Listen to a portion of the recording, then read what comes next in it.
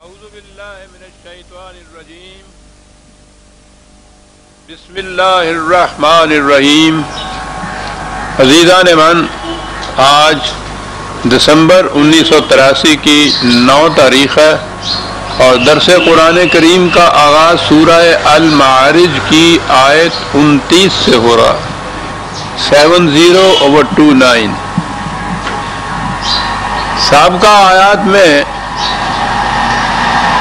قرآن کریم کے معاشی نظام کا ایک گوشہ سامنے آیا تھا، جس میں کہا گیا تھا کہ جن لوگوں کے پاس اپنی ضروریات سے زائد ہو وہ ان کی ذاتی ملکیت نہیں ہو جاتا، اس میں ان لوگوں کا حق ہے یا وہ لوگ اسے بطور اپنے حق کے لے سکتے ہیں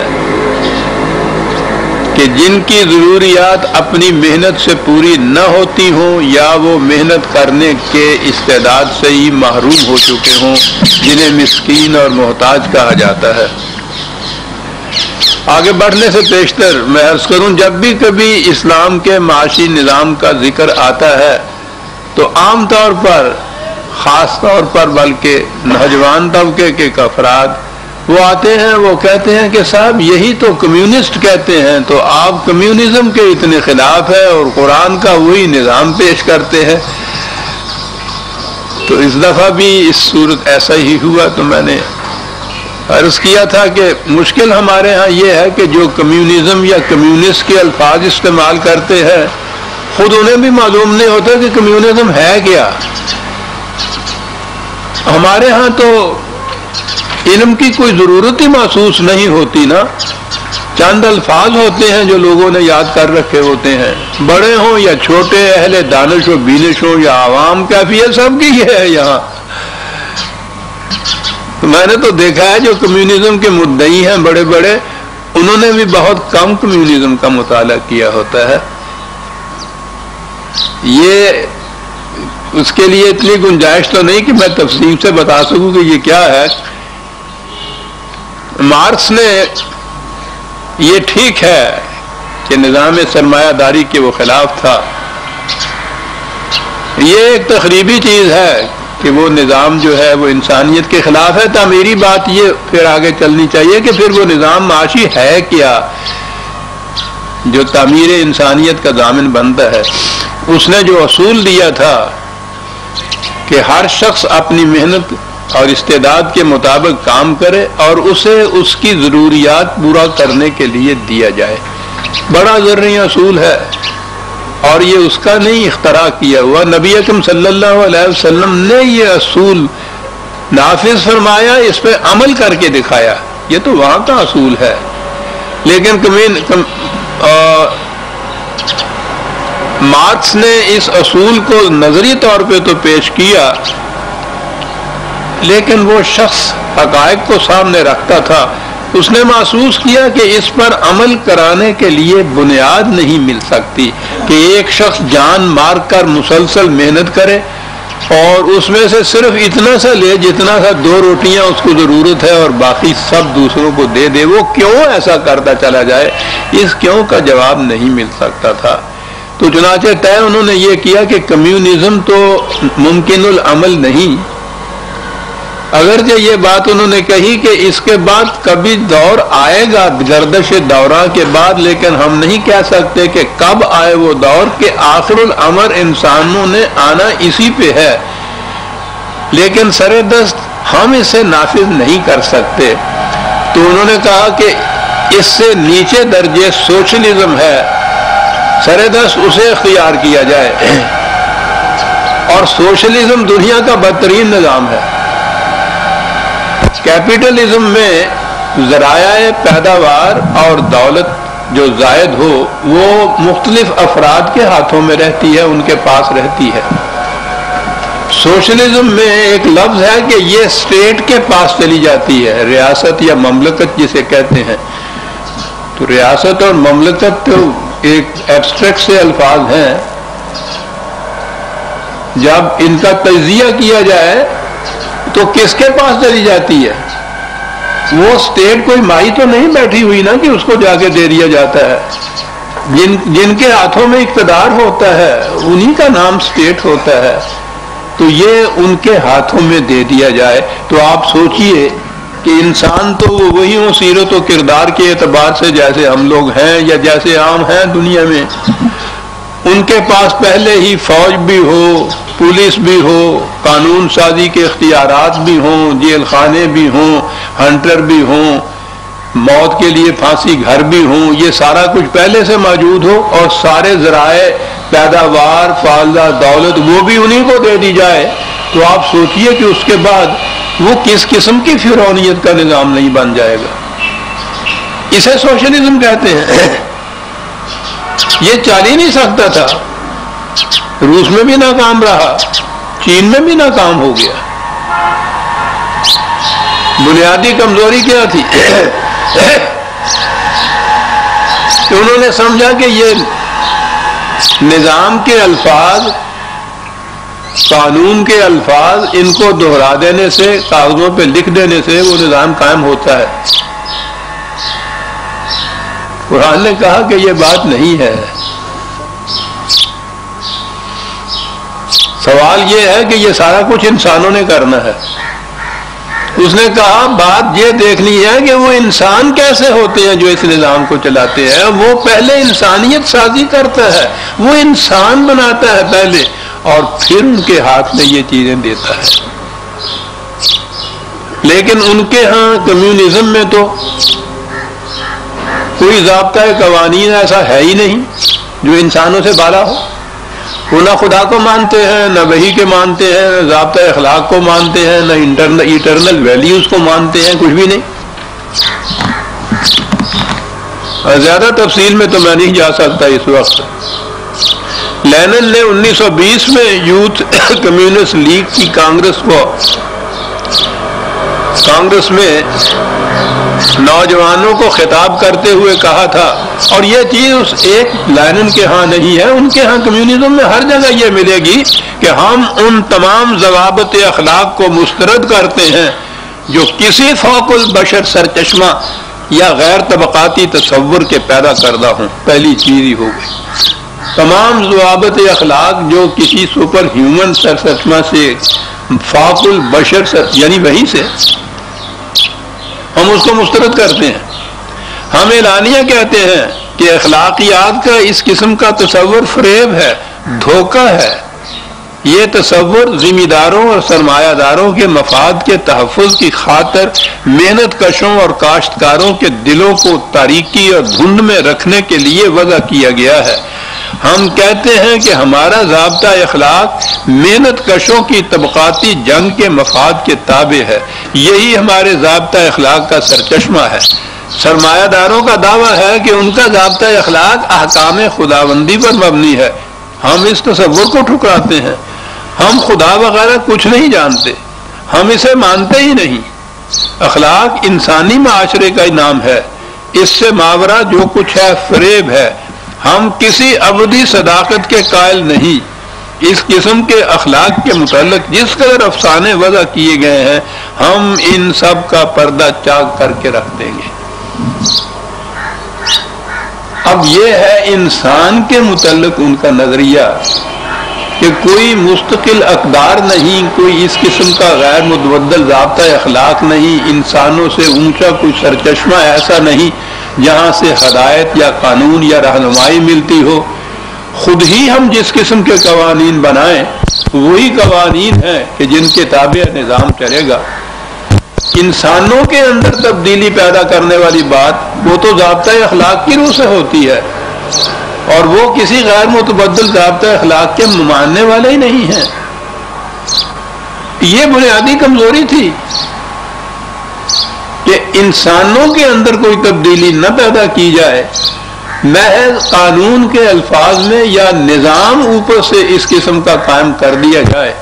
اب وہ نظام جس میں پہلے سے ہی جیسا میں نے عرض کیا ہے اتنی قوتیں اقتدارات انسانوں کے ہاتھوں میں ہوں، ان کو یہ تمام دولت اور ذرائع پیداوار کا مالک بھی بنا دینا، اس ایک ٹولے کو، گروہ کو، جماعت کو جس کے ہاتھ میں اقتدار ہے، جس نے اقتدار کسی طرح سے اپنے ہاتھ میں لے لیا ہے، اور یہ سب کچھ بھی اس کے ہاتھ میں آ جائے تو آپ سوچئے پھر دنیا کا حشر کیا ہوگا۔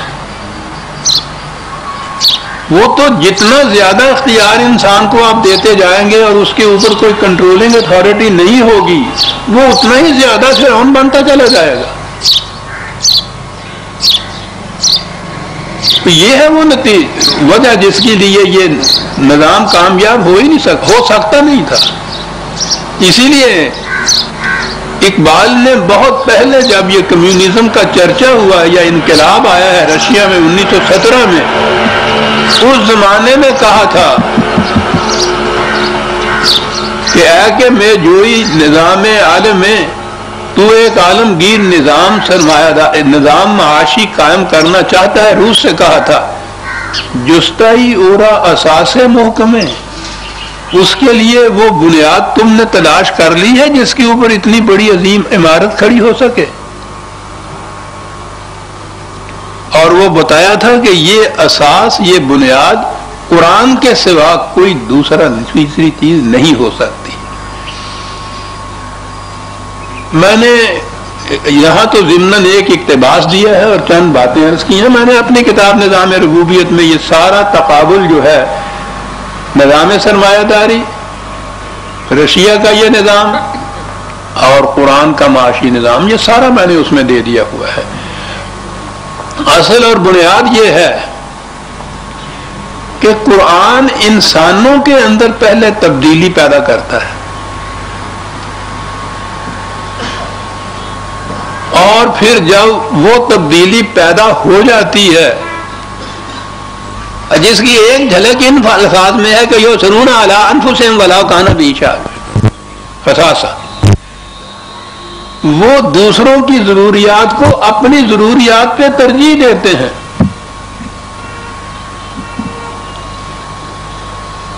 یعنی یہ ایک خصوصیت جو مومن کی بتائی ہے جماعت مومنین کے، ذرا اس کو ذہن میں رکھیے آپ، کتنا عجیب انقلاب ہے۔ ورنہ ہر انسان، ہر شخص، ہر ذی حیات اپنی ضرورت کو مقدم سمجھتا ہے۔ ایک تو یہ نقشہ ہے کہ کسی دوسرے کی ضرورت کو کوئی سمجھے ہی نہ، اس کا احساس ہی نہ ہو، حیوانات کا درجہ۔ اگر سمجھے گا بھی تو زیادہ سے زیادہ یہ صورت ہوگی کہ اپنے آپ کو پہلے مقدم سمجھے گا اور اس کے بعد دوسرے کا خیال آئے گا۔ قرآن تو ایک درجہ آگے جاتا ہے، وہ ایسے انسان تیار کرتا ہے کہ جب وہ اپنی اور کسی دوسرے کی ضروریات میں تقابل کرے اور وہ محسوس کرے کہ اس کی ضرورت میری ضرورت سے زیادہ ہے، تو اس کی ضرورت کو اپنی ضرورت پر ترجیح دے، آپ محروم رہے اور اس کو دے دے۔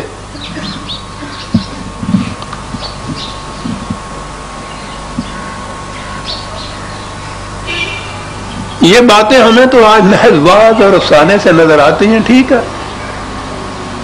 ہم نے نہ ایسے مومن دیکھے نہ ایسے مومن ہم بنے، لیکن قرآن جو بنیاد قائم کرتا ہے وہ اس انسانوں کے اندر اس قسم کی تبدیلی پیدا کرتا ہے، اور جب یہ اس قسم کے انسان وجود میں آ جائیں تو یہ زمین اور زیادہ دولت اور یہ چیزیں تو ایک طرف رہا، ان کے ہاتھ میں تو پوری کائنات بھی دے دی جائے گی تو اس میں سے کوئی نقص واقع نہیں ہوگا، وہ فرعون نہیں بنیں گے اور جھکتے چلے جائیں گے۔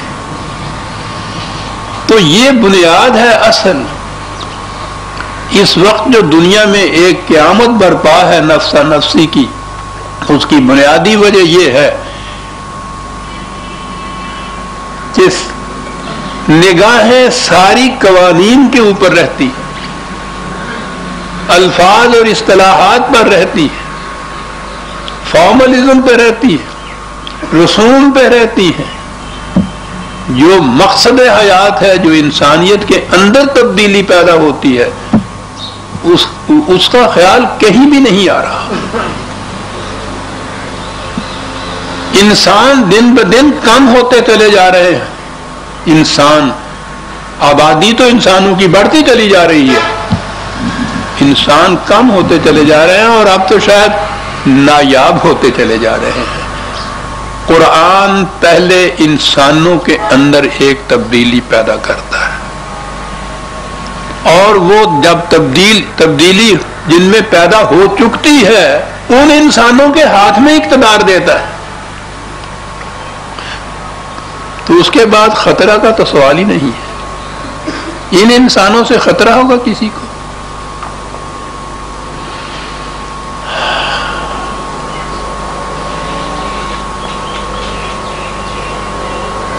سابقہ آیات میں یہی چیز آئی تھی کہ مسلمین وہ ہیں کہ جن کی کمائی میں، جن کی دولت میں، جن کی آمدنی میں، جن کے ذرائع میں وہ حق معلوم للسائل والمحروم،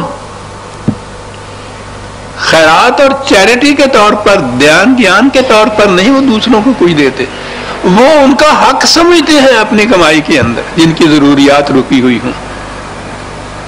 یہ کہا تھا اس نے کہ یہ ہوتے ہیں وہ جن کو آپ مسلمین کہتے ہیں۔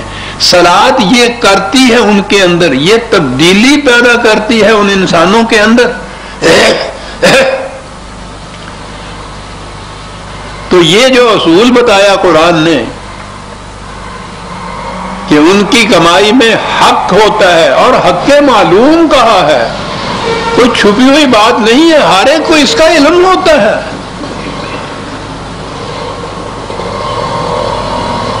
تو یہ ذہن میں رکھتے ہوئے، یا یہ ہمیں سمجھانے کے لیے کہ جو کہا گیا ہے کہ اس قسم کا نظام ہوتا ہے جس میں ہر ضرورت مند کی ضرورت کو مقدم سمجھا جاتا ہے، تو آگے بات یہی تھی کہ پھر وہ انسان کس قسم کے ہوتے ہیں۔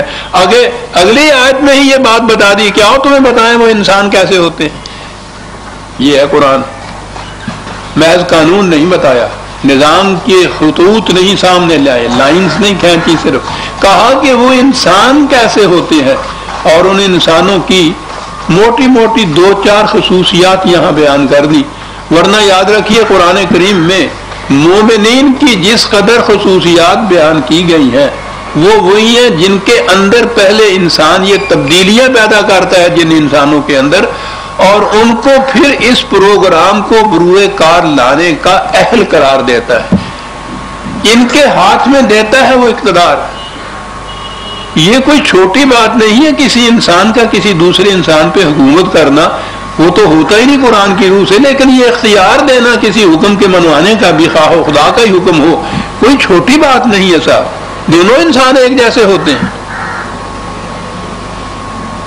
تو وہ کرتا یہ ہے کہ انسانوں کے اندر پہلے یہ تبدیلی پیدا کرتا ہے۔ کہا یہ ہم نے کہا ہے کہ وہ اس قسم کے لوگ ہوتے ہیں مسلمین۔ اب 2-4 خصوصیات ہیں، اور سب سے پہلی خصوصیت وہ ہے جس کے متعلق عام طور پہ سمجھا ہی نہیں جاتا کہ اس کا بھی کوئی تعلق معیشت سے یا نظام سیاست سے ہے۔ والذین هم لفروجهم حافظون الا على ازواجهم او ما ملكت ايمانهم فانهم غير ملومين فمن ابتغى وراء ذلك فاولئك هم العادون۔ پہلی چیز اس نے جنسیات یا سیکس کے متعلق بتائی ہے، اور جیسا کہ میں نے عرض کیا ہے عام طور پر ذہنوں میں نہیں آتا کہ معاشی نظام کے ساتھ سیکس کا تعلق کیا ہے۔ ہماری سمجھ میں تو یہ آ ہی نہیں سکتا، اس لیے کہ ہمارے ہاں تو تحقیق کا سوال ہی نہیں ہے۔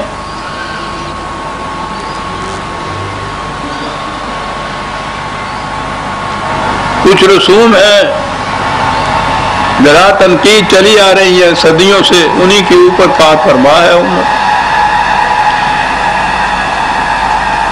یہ سیکس کی حدود فراموش جو ایک نظام ہے مغرب کی اقوام کے اندر کچھ عرصے سے رائج ہوا، اور انہی قوموں نے تحقیق شروع کی کہ سیکس کو ضوابط کے تابع رکھنے اور اس کو بے محابہ آزاد کر دینے میں اس سے قوموں کی زندگی پر کیا فرق پڑتا ہے۔ اور آپ کو یاد ہوگا کہ میں نے کئی ایک درسوں کا مستقل موضوع ہی یہ قرار دیا تھا، اور انہی کے ہاں کے جو محقق جنہوں نے تحقیق کی ہے اس مسئلے پہ، خاص طور پہ آپ کو یاد ہوگا انمن کی کتاب کا میں نے حوالہ دیا تھا وہ خود اس نتیجے پر پہنچے ہیں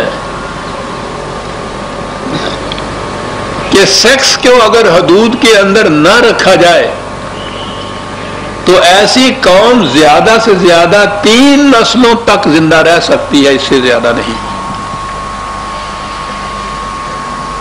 یعنی یہ وہاں انفرادی سوال نہیں پیدا رہ گیا، انہوں نے تحقیق کی ہے کہ وہ قوم ہی 3 نسلیں، آپ زیادہ سے زیادہ 100 سال کہہ لیجئے، اس سے زیادہ عرصے تک وہ قوم اس کے بعد زندہ ہی نہیں رہ سکتی۔ زندہ رہنے کے معنی ہے زوال پذیر ہو جاتی ہے، مردہ اقوام کی صف میں اس کا شمار ہونے لگ جاتا ہے۔ صرف جنس کو غیر محدود طریق کے اوپر جنس کو عام کرنا جو ہے، ایسی قوم زیادہ سے زیادہ 3 نسلوں تک زندہ قوم رہ سکتی ہے، یہ ان کی تحقیق ہے۔ قرآن نے پہلی چیز یہ قرار دی کہ جن کے ہاتھوں سے یہ نظام بروئے کار آئے گا، معاشی نظام شیخ صاحب پانی چاہیے، پہلی چیز ان کے اندر یہ ہے کہ جنسیات کو وہ ان حدود کے اندر رکھیں گے جو قرآنی یا وحی کے ضابطۂ اخلاق نے متعین کی ہے، اور وہ غیر متبدل ہے، اور اس کا طریقہ بتا دیا، نکاح کا طریقہ ہے۔ اب اس کے اندر ما ملکت ایمانہم بھی ایک لفظ آیا ہوا ہے، شکریہ۔ یہ بھی ایک دوسرا موضوع ہے جو کہتے ہیں صاحب غلام اور لونڈیاں، اور قرآن کے اندر یہ بار بار آیا ہے ما ملکت ایمانہم، بیویاں یا لونڈیاں۔ تو میں چند الفاظ میں دہرا دوں، بات تو کئی دفعہ آ چکی ہے درس کے اندر۔ نزول قرآن کریم کے زمانے میں ویسے تو ساری دنیا کے اندر ہی غلامی عام تھی، اور عربوں میں خاص طور پر بڑی کثرت سے تھی، مرد غلام اور عورتیں لونڈیاں۔ وہ جنگ کے قیدیوں کو بھی اس طرح سے بناتے تھے، غلام اور لونڈیاں، اور پھر یہ بکتی بھی تھی، تبادلہ بھی ان کا ہوتا تھا۔ پھر وہ دوسرے ممالک تھے جو ان سے بھی زیادہ کمزور تھے، وہاں سے یہ اغوا کر کے بھی لے آتے تھے۔ تو گویا یہ بڑی عام چیز تھی، اور یہ معیوب نہیں تھی، معاشرے کا ایک جز بن چکی ہوئی تھی۔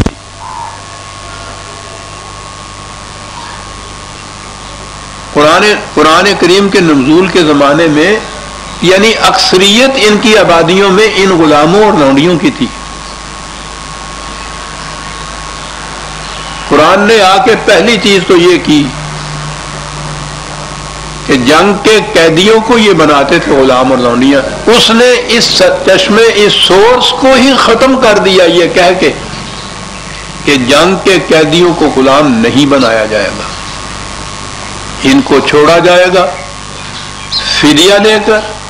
اور قرآن ہے عزیزان من، اگر انہیں فدیہ دینے کی سخت نہ ہو، ایسا نہ ہو سکتا ہو، تو بطور احسان چھوڑنا ہوگا، ان کو چھوڑنا ہوگا۔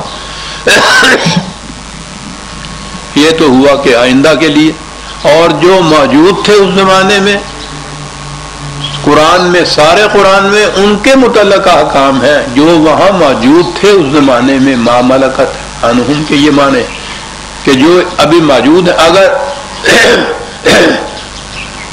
ان کو شبہ شب ہی یہ کہہ دیا جاتا کہ ان سب کو آزاد کر دیجئے چلے جائیں، جاتے کہاں؟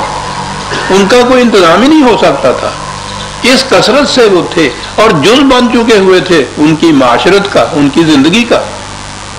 یہ بھی کہیں جا ہی نہیں سکتے تھے، ان کو تو ایک وقت کا کہیں سے کھانا بھی نہیں مل سکتا تھا۔ ان کے متعلق احکام دیے کہ یہ جو انہوں نے بطور لونڈیوں کو جن کے رکھا ہوا تھا، حکم دیا کہ ان کو تو بیویوں کی حیثیت سے رکھنا ہے۔ پہلے ہی ایک ہی حکم میں ان کا درجہ لونڈیوں سے بیویاں بنا دیا، ان کی اولاد قرار دے دی گئی۔ پھر قدم قدم کے اوپر آزاد کرو، غلام آزاد کرو، ذرا سی یوں لفظ ہوئی غلام آزاد کرو، آزاد آزاد آزاد۔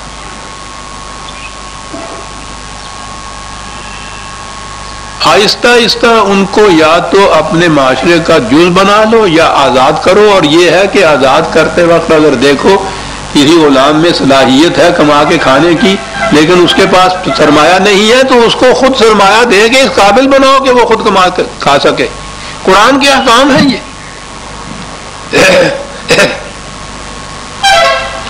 تو قرآن میں جہاں یہ آیا ہے اب یہ دو کیٹیگریز وہاں ہو گئی تھیں گھر میں ان عورتوں کی.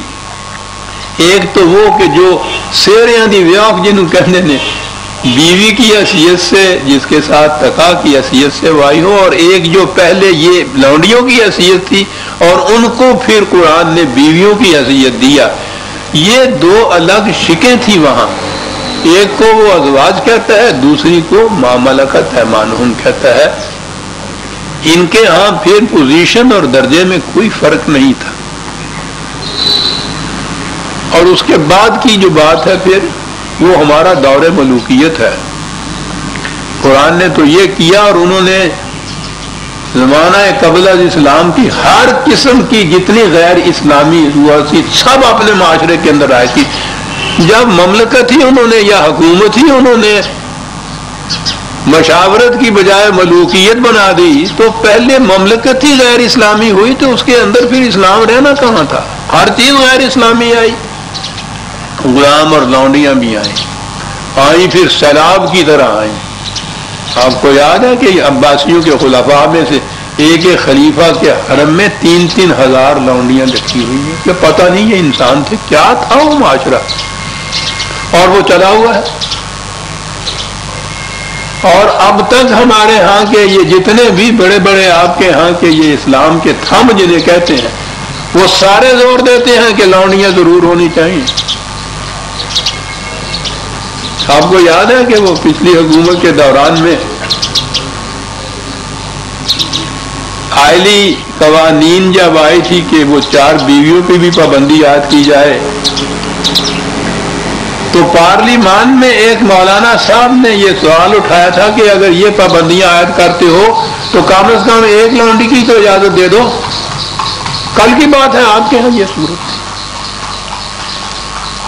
تو بہرحال مجھ سے غرض نہیں ہے کہ اس اسلام میں کیا ہوتا ہے. میں تو قرآن کا طالب علم ہوں. قرآن نے جہاں ما ملکت ایمانہم کہا ہے اس سے مراد اس دور میں زمانہ نزول قرآن میں عرب معاشرے کے اندر جو غلام اور لونڈیاں موجود تھیں اس سے مراد وہ ہیں اور ان کو جذب کرنے اور آزاد کرنے کے احکام سارے قرآن میں موجود ہیں.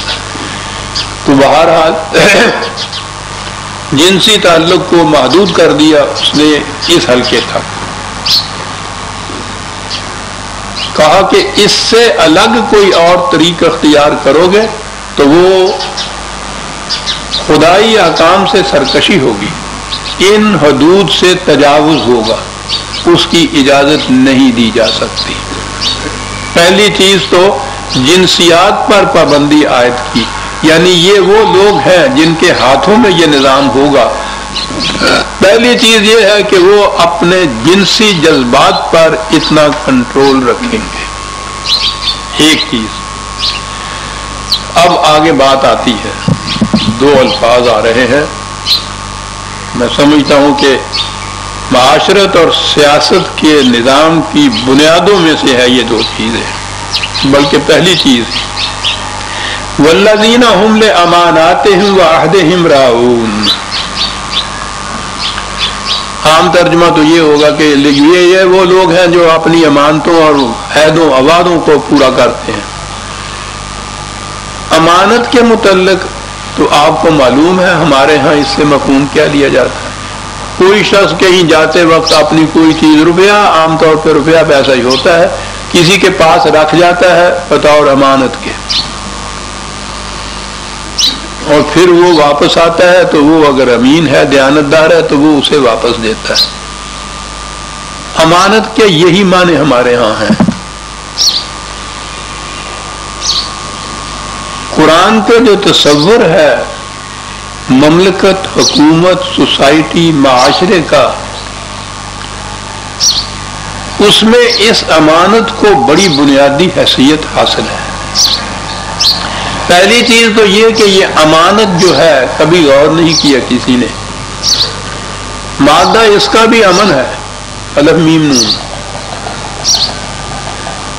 جیسے ایمان کا مادہ بھی امن ہے، مومن کا مادہ بھی امن ہے.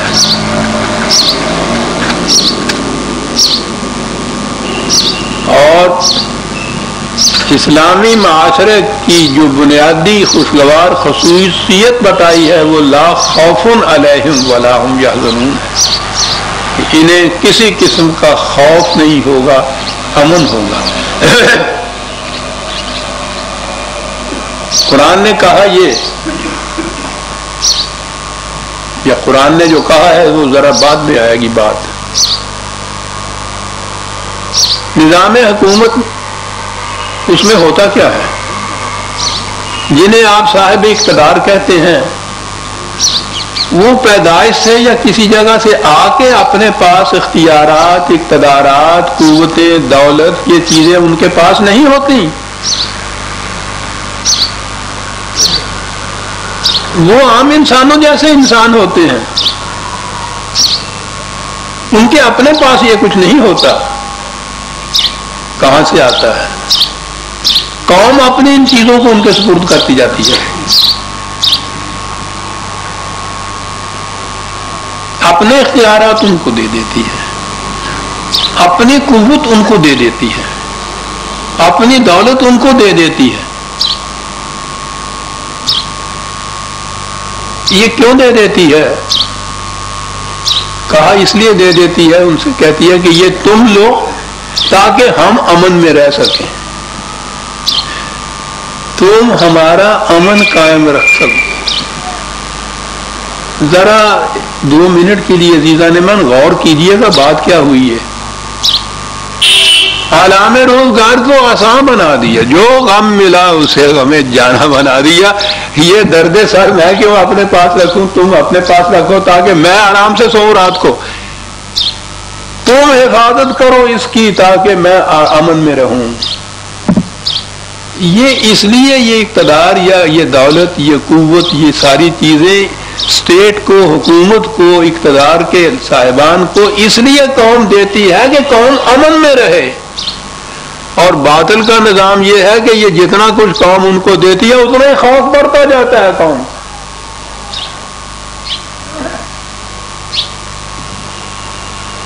ہر زائد چیز جو صاحب اقتدار کے پاس جاتی ہے غلط نظام میں، وہ قوم میں خوف کے بڑھانے کا موجب بنتی ہے.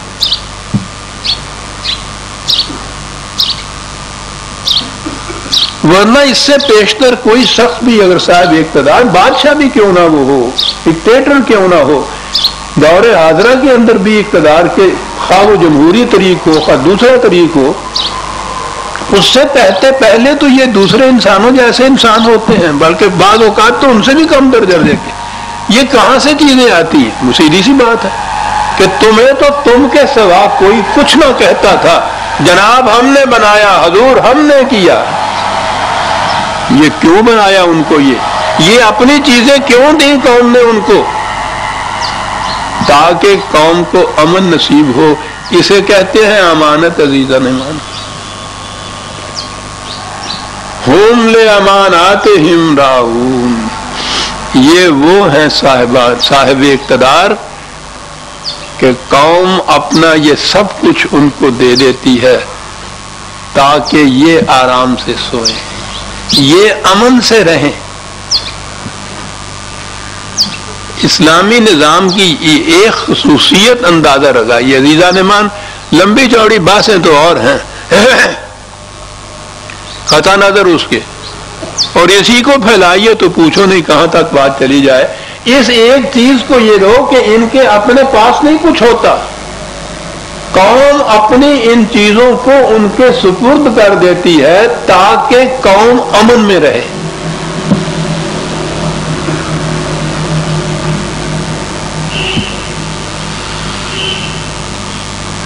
اور یہ لوگ جن کو اس نے کہا ہے کہ صاحب اقتدار یا اس نظام والے، وہ ہوتے ہیں کہ وہ قوم کے اس معیار پر پورا اترتے ہیں، وہ اس کو ٹرسٹ عام طور پہ اس کو کہا جاتا ہے انگریزی زبان میں بھی. ٹرسٹ کے معنی ہوتے ہیں بھروسہ کرنا کسی پہ. یہ بھروسے سے بھی آگے جاتا ہے قرآن. وہ کہتا ہے کہ ان کا خوف ختم ہو جاتا ہے, ان کو امن نصیب ہو جاتا ہے جب یہ اس چیز کو اس کے حوالے کر دیتے ہیں. ڈر نہیں رہتا. وہ جو رہبانیت یا تصوف کے اندر کا ہوتا ہے بے خوفی, وہ اس کا انداز اور ہوتا ہے. وہ جنگل میں چلا جا رہا تھا, آگے آگے گرو تھا, پیچھے پیچھے چیلا تھا. وہ 10 قدم کے اوپر, رات کا وقت, اندھیری رات, وہ 10 قدم پہ وہ کہے چیلا بابا جی مجھے ڈر لگ رہا ہے. وہ کہے وہ ڈر کس بات کا تمہیں لگ رہا ہے, پاگل چل رہا ہے, یہاں کون ہے تمہیں مار دینے والا. پھر 10 قدم کے بعد بابا جی مجھے ڈر لگ رہا ہے. بابا جی کھڑے ہو گئے, کہنے کہ ٹھہر جا. لانگ دھڑانگ تھا, ایک لنگوٹی باندھے ہوئے تھا. کہنے لگا لنگوٹی دی لانگڑ کھول. کھولے تو اس میں ایک پیسہ تھا. اس نے کہا پھینک اس کو. تو اس نے پھینک دیا. کہنے لگا اب تمہیں ڈر نہیں لگے گا. ڈر تھا اپنے پاس اس پیسے کا. رہبانیت نے تو کہا کھول کے اس کو پھینک دے. اسلام نے کہا کہ پھینک نہ دے, اسے ان ہاتھوں میں دے دے کہ جو پھر تمہیں امن کے اندر رکھے ہیں. پیسہ پھینک دینے سے امن نہیں, پیسہ ایسے ہاتھوں میں دے دینے سے امن نصیب ہوگا کہ جو اسے پھر تمہارے امن کے لیے ہی صرف کریں گے. تم سو گے وہ راتوں کو پہرا دیں گے. تمہیں پتہ عزیزان من, یہ جو طواف ہوتا ہے کعبے کا, اس کے معنی کیا ہوتے ہیں؟ طائفین کہتے کس کو ہیں؟ مومن کی صفات میں سے یہ بات ہے نا. یہ جو رات کو پہرا دیتے ہیں نا, بیٹس جن کو کہتے ہیں, یہ گشت کرنے والے, ان کو عربی زبان میں کہتے ہیں طائف. مومن کی صفت یہ ہے کہ وہ کعبے کو شہادت میں رکھ کے دنیا انسانیت کو کہتے ہیں کہ تم سو, ہم پہرا دیں گے.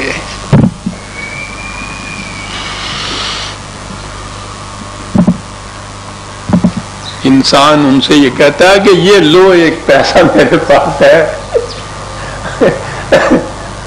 بڑے انداز سے, عجیب انداز سے یہ تصوف میں سمجھایا کرتے تھے. سب کچھ ہم نے پڑھا ہوا ہے کہ یہ لے لو. یہ ان سے کہتی ہے کہ یہ ایک پیسہ لے لو تاکہ مجھے امن نصیب ہو. ہر وقت درد سر بنا ہوا ہے یہ میرے لیے. سوچئے عزیزان من کہ یہ دے کے اگر امن نصیب ہو جائے. وہ جو یوسف کو خریدا تھا زلیخا نے, جامی نے یوسف زلیخا لکھی ہے عجیب. وہاں پہنچنے کے بعد, وہ خریدنے کے بعد, وہ ایک شعر ہے عجیب. سہیلیوں نے پوچھا کہ کیا سودا تم نے کیا؟ کہنے لگی سودا پوچھ رہی ہو, دراہم چند دادم جاں خریدم.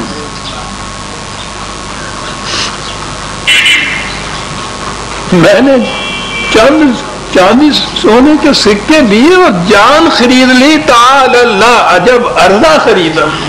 اللہ کی قسم بڑا سستا خریدا میں نے. دراہم چند دادم جاں خریدا. عزیزان من, اسلامی نظام یہ ہے, ہر شخص اپنے چند دراہم ان کے سپرد کر دیتا ہے اور امن خرید لیتا ہے, اور اس کے بعد دنیا سے کہتا ہے کہ تعالی اللہ عجب ارزا خریدم.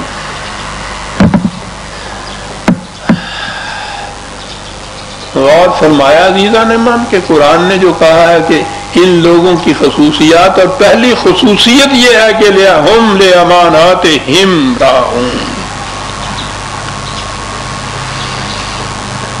کہ قوم جو کچھ ان کے سپرد کرتی ہے یہ کہتے ہوئے کہ امن, وہ اسے لیتے ہیں اور قوم کے امن کے ذمہ دار ہو جاتے ہیں. مومن کے معنی ہیں دوسرے کے امن کا ذمہ دار. ایمان لانے والا تو اس کے ثانوی معنی ہے, بنیادی معنی ہے. ایمان لانے والی بات دوسری ہے. قرآن میں تو خود اللہ تعالیٰ کی ایک صفت المومن ہے نا, تو مومن کے معنی اگر ایمان لانے والا ہو تو خدا کی یہ صفت کیا کہ اللہ مومن ہے, تو ہم تو اللہ پہ ہی مان لاتے ہیں، تو اللہ کس پہ ہی مان لاتا ہے؟ مومن کے معنی ہے امن کی ضمانت دینے والا، یہ خدا کی صفت ہے، اور خدا کے بندوں میں یہی صفت جب نمودار ہو جاتی ہے تو اس میں کو مومن کہتے ہیں، اور ان کی کیفیت یہ ہوتی ہے کہ قوم امت اپنا یہ سارا کچھ ان کو دیے جاتی ہے تاکہ تم ہماری امن کی ذمہ داری لو۔ وہ بھی مومن ہوتے ہیں، یہ بھی مومن ہوتے ہیں۔ ہم لاماناتہم راعون۔ سوچیے حضرات، ایک وہ کمیونزم کا یا سوشلزم کا دعویٰ، اور ایک یہ اسلام کا نظام۔ بات یہ نظام اور قانون سے نہیں شروع کرتا، بات یہ انسانوں سے شروع کرتا ہے۔ اگرچہ وہ بات تو میرے سامنے ہے، بعد میں اعلان کروں گا آئندہ درس کا۔ ربیع الاول کا مقدس مہینہ، عید میلاد النبی کی تقریب، اس میں آئندہ جمعہ یا آئندہ درس اسی تقریب کے ضمن میں ہمارے سامنے آ جائے گا۔ تو اس میں آپ کو معلوم ہے کہ ایک درس خصوصی ہوا کرتا ہے میرا ایسی تقاریب پہ، اور پھر یہ تقریب تو وہ ہے جسے میں سمجھتا ہوں نزول قرآن اور حضور کی دنیا میں تشریف آوری، دو ہی تو ہمارے لیے جشن کے میدان ہے۔ تو اس پہ میں نے اس دفعہ رکھا یہ ذہن میں کہ یہ نظام اسلام قائم کرنے والے ہوتے کس قسم کے ہیں۔ اصل چیز یہ ہے، نظام کے متعلق گفتگو جو ہے وہ تو ایک نظری بحث ہے، وہ تو کی جا سکتی ہے۔ یہ نظام قائم کرنے والے کس طرح کے ہوتے ہیں؟ ہم ساری گفتگو اگر کرتے بھی ہیں تو وہ نظام کے متعلق ہی کرتے ہیں، یہ ایسا ہوتا ہے، یہ ایسا ہوتا ہے۔ سوال وہ تو بعد کی بات ہے، وہ کیسے ہوتے ہیں جن سے ہاتھوں یہ نظام قائم ہوتا ہے۔ تو اس دفعہ کے عید میلاد النبی کی تقریب کا جو درس ہے وہ آئندہ جمعے کو ہی ہے، اس میں میرا عنوان ہی یہ ہے، اور اتفاق سے یہاں یہ بات آ گئی کہ پہلی خصوصیت یہ ہے کہ ہم لاماناتہم، اور اس کے بعد وعہدہم، دو چیزیں ہیں، امانت و عہد ہے ایک۔ وہ عہد کا تو ہمارے ہاں ترجمہ ہی وعدہ ہی کیا جاتا ہے، پرومس جس کو ہم کہتے ہیں۔ یہ وعدہ اور عہد دو الگ چیزیں ہیں۔ عہد کے معنی ہوتا ہے کسی چیز کی مسلسل حفاظت کی ذمہ داری لے لینا، یہ ان کو دیتے ہیں اور وہ اس کی حفاظت کی ذمہ داری لے لیتا ہے۔ ایک قطرے کا مجھے دینا پڑا حساب، خون جگر ودیت مجران یار تھا، ایک قطرے کا۔ اب دیکھیں کہ امانات اور عہد جو ہے وہ دو چیزیں کتنی اہم ہو گئی، بنیادی ہو گئی اس نظام میں معاشی کی۔ وہ اس کی مسلسل عہد کے اندر یہ ہوتا ہے مسلسل حفاظت کی ذمہ داری لے لینا، جو وہ دے ان کو لینا، اس کی حفاظت کرنا اور ان کو امن کی ضمانت دے دینا، یہ ہے بنیادی چیز، ان انسانوں کی بنیادی خصوصیات جو اس نظام کو قائم کرنے کے اہل ہوں گے۔ والذین ہم بشہاداتہم قائمون، ان کی کیفیت یہ ہے کہ جس بات کے متعلق انہوں نے کہنا ہے کہ ہاں ہم اس کی شہادت دیتے ہیں کہ یہ سچی چیز ہے، وہ اس کے اوپر قائم رہتے ہیں۔ دنیا میں نظام عدل عزیزان من، اس کی بنیاد ہی شہادت کے قانون پہ ہے۔ یہ قانون شہادت جو ہے ایویڈنس کا، یہ بنیاد ہے عدل کے نظام کی۔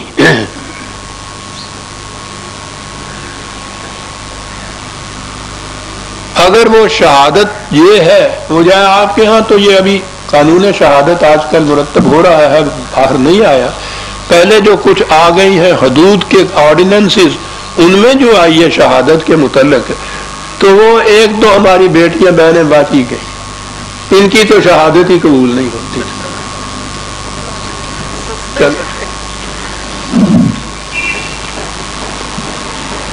پلا ہوا میں لیڑے چھٹیاں میری عمر نہ بیتی ساری ہے ہی نہیں۔ بعد نے کہا بہت ظلم ہے یہ تو، ہونی تو چاہیے کچھ، کہنے لگے اچھا پھر عورت کی شہادت، آدھی شہادت ان کی، یہ آدھی شہادت بھی عجیب چیز ہے. بہرحال یہ قصہ دوسرا ہے. شہاداتہم قائمون، نظام عدل اس کے اوپر ہے. قائمون کے معنی یہ نہیں ہے کہ وہ اس نے کہا مجسٹریٹ نے ملزم سے کہ تمہاری عمر کتنی ہے؟ کہنے لگا یہ 24 سال. کہنے لگا 24 سال ہے؟ مجھے یاد پڑتا ہے 5-4 سال ہوئے تم میری عدالت میں آئے تھے کسی اور جرم میں، تو میں نے تم سے پوچھا تھا تو تم نے کہا تھا جی عمر، تو تم نے کہا تھا 24 سال. آج بھی کہتے ہو 24 سال. کہنے لگا جی ہم ان میں نہیں ہے کہ آج کچھ کہہ دیا کل کچھ کہہ دیا. ایک تو شہادت میں قائم رہنے والے ایسے ہوتے. بنیاد ہے عزیزان من یہ قانون شہادت کی. اور آپ کو معلوم ہے قرآن ایک جگہ تو ایک لفظ کہتا ہے پھر اس کی تفسیر دیتا ہے نا دوسری جگہ. شہادت کے متعلق کہا ہے یاد رکھو مومن جو شاہد یا گواہ ہوتا اس کی کیفیت یہ ہوتی ہے کہ اگر شہادت اس کی اپنی ذات کے بھی خلاف جائے تو وہ سچی شہادت دیتا ہے. اپنی ذات کے بھی خلاف جائے اور آگے ہے والدین کے خلاف جائے، رشتہ داروں کے خلاف جائے، دوستوں کے خلاف جائے، اور اس کے بعد یہ کہ خود اپنی ذات کے بھی خلاف جائے تو وہ پھر سچی شہادت دیتا ہے. پورا نظام عدل اس کے اوپر قائم ہے عزیزان من. یہ 3-4 شہادت خصوصیات یہاں بتائی ہیں قرآن نے، اور جگہ بھی مومنین کی خصوصیات ہیں، لیکن یہی کچھ کم ہے. جنس کے متعلق معاملے میں کنٹرول کرنے والا سب سے شدید ترین جذبہ انسان کے اندر تو یہ کنٹرول کو توڑتا ہے وہ جنس کا جذبہ ہوتا ہے. اس پہ کنٹرول کرنے والا، امانات کی اس طرح سے حفاظت کرنے والا کہ امن نصیب ہو جائے ہر ایک کو. نظام عدل کی بنیاد جس شہادت پہ ہے اس کو قائم رکھنے والا. اور بات آئی تھی نا مسلین سے، وہ جن کو ہم نے کہا نماز پڑھنے والے، یہی چیز ہے. کہا الذین ہم علی صلاتہم یحافظون، یہ ہے وہ صلاۃ جس کے اوپر وہ ہمیشہ قائم رہتے ہیں.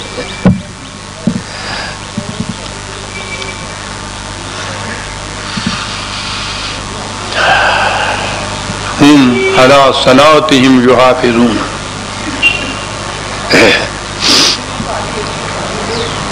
اور آج کل کے ہمارے صلاۃ کو مسلی جو نمازی ہیں وہ تو آپ کو یاد ہے، پھر یاد آ جاتا ہے مجھے. اس نے آگے کہا کہ میں کر آیا ہوں سودا. بیٹے نے کہا کہ ابا جان یہ تو بڑا گھاٹے کا سودا آپ کر آئے ہیں، یہ تو بڑی بری بات ہو گئی، اس کو تو فضل کیجئے. کہنے لگا کوئی گل نہیں، ڈر نہیں گئی، کر لوں گی ایسی گل. کہنے لگے جی کی کر لو گے، ہنے کچھ کر لو. کہنے لگا کوئی گل نہیں، اسی رفڑ پا رہے ہیں. کہنے لگا جی پھر جاؤ یہ کرو. کہنے لگا ہوں نماز ایسا تھا میرا تنگ ہوں جانا ہے میں نماز پڑھ لا. نماز کا میرا تنگ ہوں جاتا ہے، وہ میں پہلا پڑھنا تو پھر مگر یہ کر لا، کوئی گل نہیں. ہم علی صلاتہم یحافظون اولئک فی جنات مکرمون.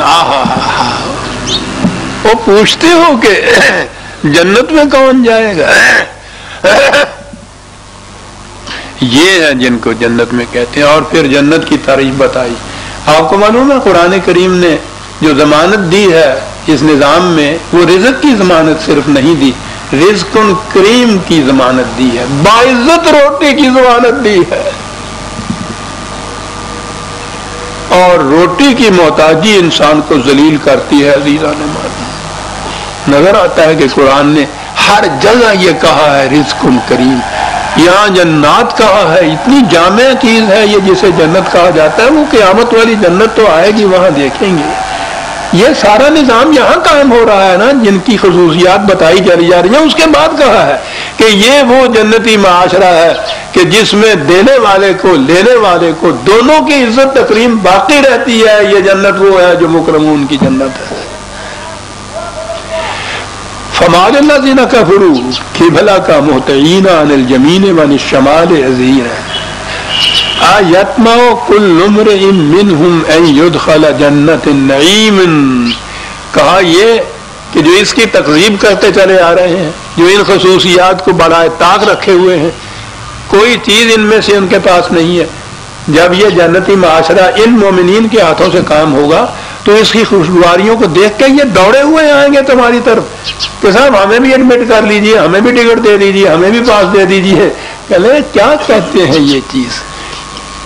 یہ ٹکٹوں اور پاسوں سے اس جنت میں نہیں آیا جا سکتا. آئیں گے بھاگے ہوئے. یہ ہے عزیزان ایمان اسلام کی تبلیغ کا طریق کہ ایسا نظام قائم کیجئے کہ جس کے انسانیت ساز نتائج کو دیکھ کے دنیا یدخلون فی دین اللہ افواجا, گروہ در گروہ دنیا بھاگی ہوئی آئے اس طرف. کہا کہ یہ ہے کہ انہوں نے یہ خصوصیات تو پیدا نہیں کی, چاہتے یہ ہے کہ انہیں بھی اس جنت کے اندر حصہ مل جائے, جنت نعیم کے اندر کے اندر گئے. کلا, بڑا عجیب اعلان ہوتا ہے قرآن کا یہ, کلا ایسا نہیں ہو سکتا, سوال نہیں ہے.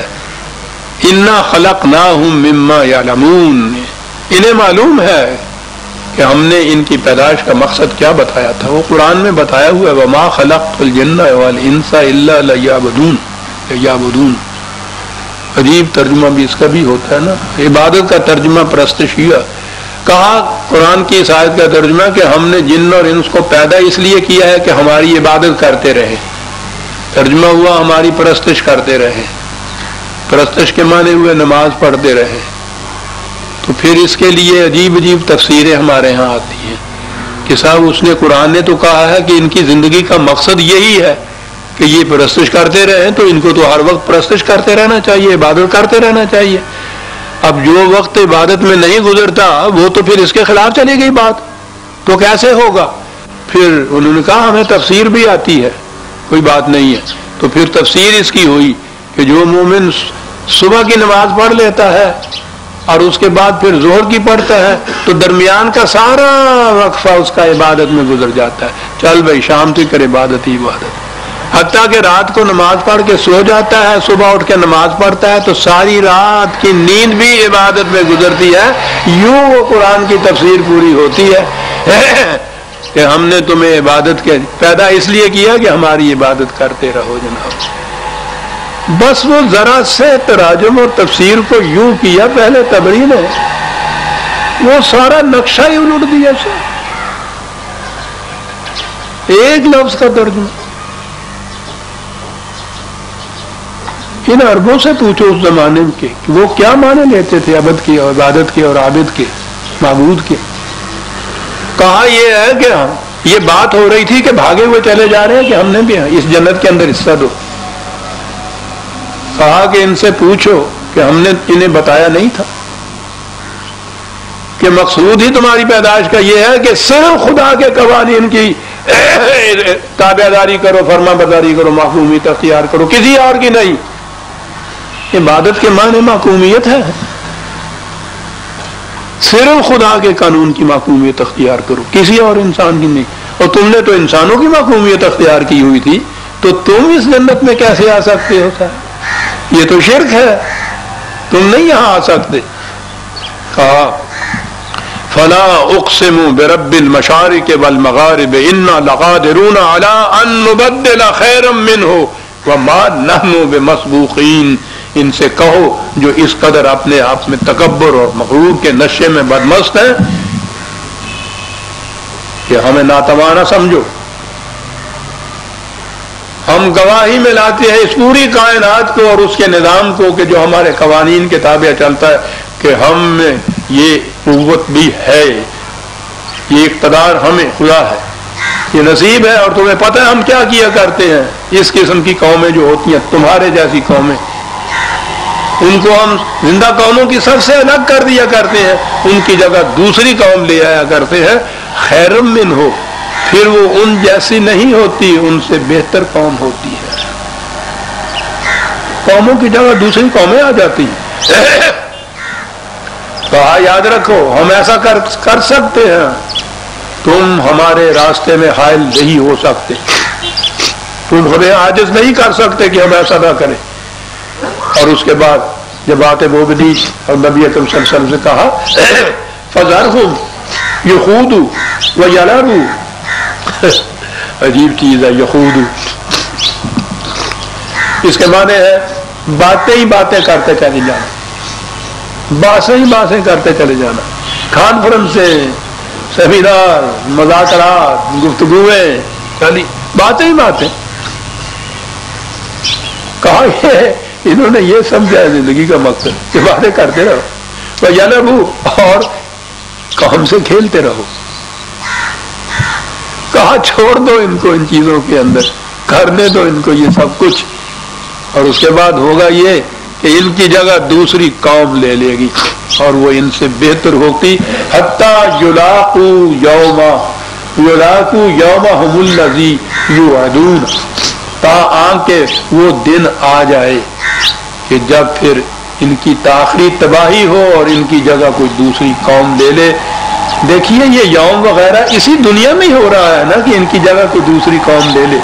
یوم یخرجون من الاجداث سراعا کانہم الی نصب یوفضون، اس دن تباہی کے دن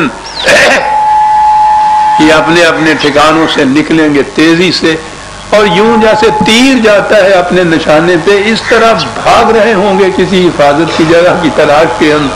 خاشعا ابصارہم ترہقہم ذلۃ،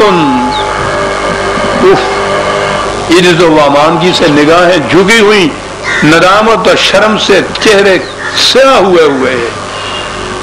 یہ بتایا انجام ایسی قوم کا عزیزان نے. ذلت، سب سے بڑا عذاب یہ ہے انسانیت کا کہ خدا نے انسان کو واجب التکریم پیدا کیا، انسان ذلیل ہو جائے، ذلیل محسوس کرنے لگ جائے، دنیا اسے ذلیل کہنے لگ جائے. سب سے بڑا عذاب یہ ہے بتایا سا.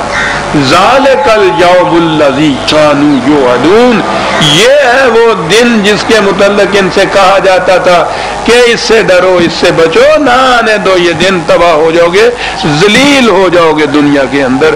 سورہ معارج، المعارج اس آیت پہ ختم ہوتی ہے عزیزان من.